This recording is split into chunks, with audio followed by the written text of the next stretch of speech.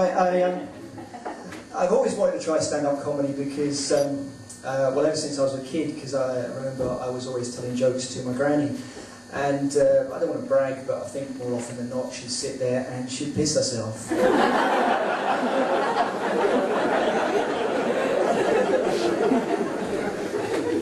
Actually, she was recently chucked out of her knitting group for health reasons because she was sharing needles. But I like to be politically correct. I think that's important. I was just outside a minute ago having an argument with a disabled man.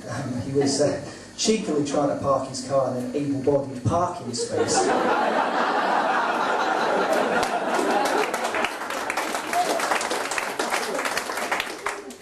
But I like to write, which is why I'm doing this. You know, I'm actually writing a TV drama at the moment. It's about an aeroplane that crashes into a house and the survivors find themselves trapped in the attic.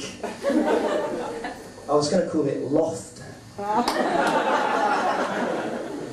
But one of my comedy heroes would be Harry Enfield. I think he's done some great characters. Does anyone remember the Randy Old Ladies sketches he used to do?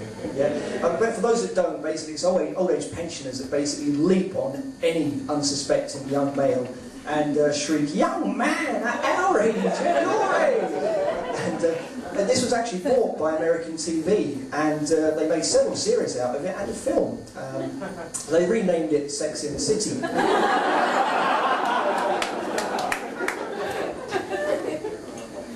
But I'm a parent now, which means that I'm legally entitled to use a banana as a means of, or a piece of fruit as a means of communication. By this I mean, you know, pick up a banana. Hey, look kids, I'm on the telephone. And every parent does this at some point. It's hilarious, honestly. But what most people don't realise is that while you're yakking away on this phone, some 3,000 miles away in Africa, there's a gorilla going, "What?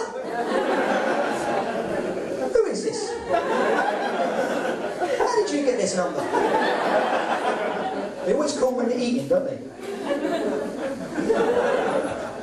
And a banana's quite good, you get quite a good reception, but not as good as orange. So, I'll go now. There's no excuse for that, right? There's no excuse for that kind of joke. Well, there is an excuse, because right, I'm really knackered at the moment. I'm not getting any sleep. The man below me is keeping me awake with all his shouting and screaming all night long. It's a bit odd, really, because I live in a camper van. But I went to see that new Irish boy band last week. What are they called? The ones with the violins. Kitty Fiddler. That's it.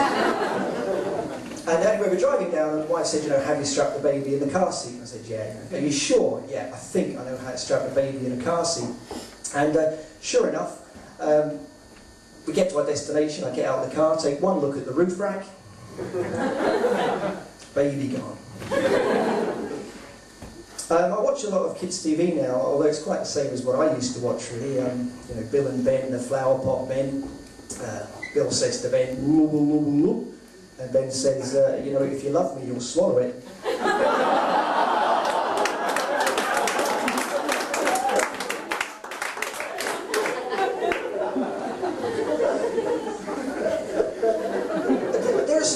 Adverts on TV at the moment, aren't there? It's like a benefit frauds, cheats, we're watching you.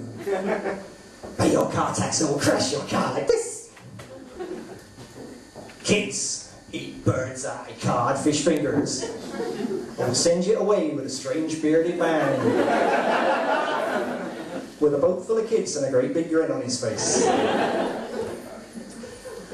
I was really worried last year when I heard that Marcel Marceau, the world's most famous mime artist, had died. Ever since, I've been having a reoccurring nightmare that he's been buried alive.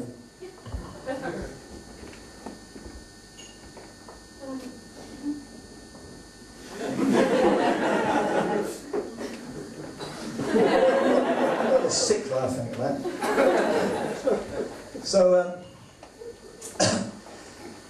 what have I got to say next? Anything? All right. So now I'm walking down the road, and as this guy is like, "Hey you, chickens!" I'm like, "Okay, keep walking. He's like, "You, chicken!" I keep walking. "Hey you, chicken!" So I'm like, coward. That was just before I tripped over the chicken.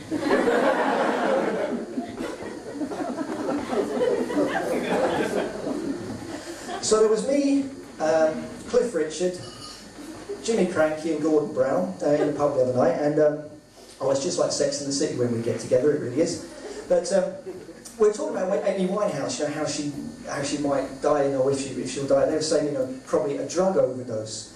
You know, I beg to differ. I think, you know, look the crap she's put in her over the years. All she'd need to do would be to fart while she's lighting a cigarette. She'd probably take a whole county off a map, couldn't she? Right, I think that's me being flash, so I'll just leave you now with the final words of my great-grandfather. He said, look, if it was an electric fence, could I do this? Thank you very much for putting up with me. Cheers.